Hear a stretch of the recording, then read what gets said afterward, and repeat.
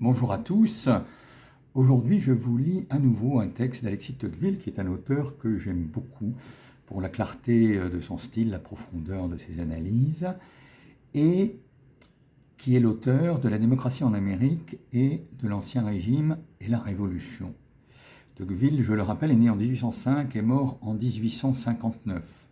Il a donc vécu sous la Restauration et sous le Deuxième Empire. Dans le texte que je vous lis, il dresse le portrait de Napoléon III, Louis-Napoléon Bonaparte, neveu de Napoléon Ier, élu au suffrage universel lors de la Deuxième République, puis, après le coup d'État fomenté le 2 décembre 1851, devenu Napoléon III. Je cite. « Son intelligence était incohérente, confuse, remplie de grandes pensées mal appareillées, qu'il empruntait tantôt aux exemples de Napoléon, tantôt aux théories socialistes, quelquefois aux souvenirs d'Angleterre où il avait vécu. Sources très différentes et souvent fort contraires. Il les avait péniblement amassées dans des méditations solitaires, loin du contact des faits et des hommes, car il était naturellement rêveur et chimérique.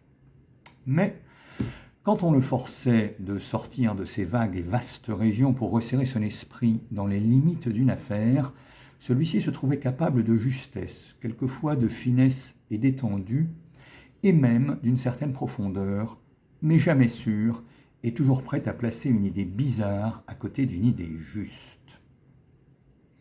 Il se fiait à son étoile, il se croyait fermement l'instrument de la destinée et l'homme nécessaire. J'ai toujours cru qu'il était réellement convaincu de son droit, et je doute que Charles X ait jamais été plus entiché de sa légitimité qu'il l'était de la sienne. Le trait caractéristique et fondamental de son esprit en matière politique était la haine et le mépris des assemblées. Le régime de la monarchie constitutionnelle lui paraissait plus insupportable que celui même de la République. L'orgueil que lui donnait son nom, qui était sans bornes, s'inclinait volontiers devant la nation, mais il se révoltait à l'idée de subir l'influence d'un parlement. Il avait eu, avant d'arriver au pouvoir, le temps de renforcer ce goût naturel que les princes médiocres ont toujours pour la valetaille, par les habitudes de 20 ans de conspiration passés au milieu d'aventuriers de bas étage, d'hommes ruinés ou tarés, de jeunes débauchés, seule personne qui pendant tout ce temps avait pu consentir à lui servir de complaisant ou de complice. Lui-même, à travers ses bonnes manières, laissait percer quelque chose qui sentait l'aventurier et le prince de hasard. Il continuait à se plaire au milieu de cette compagnie subalterne, alors qu'il n'était plus obligé d'y vivre.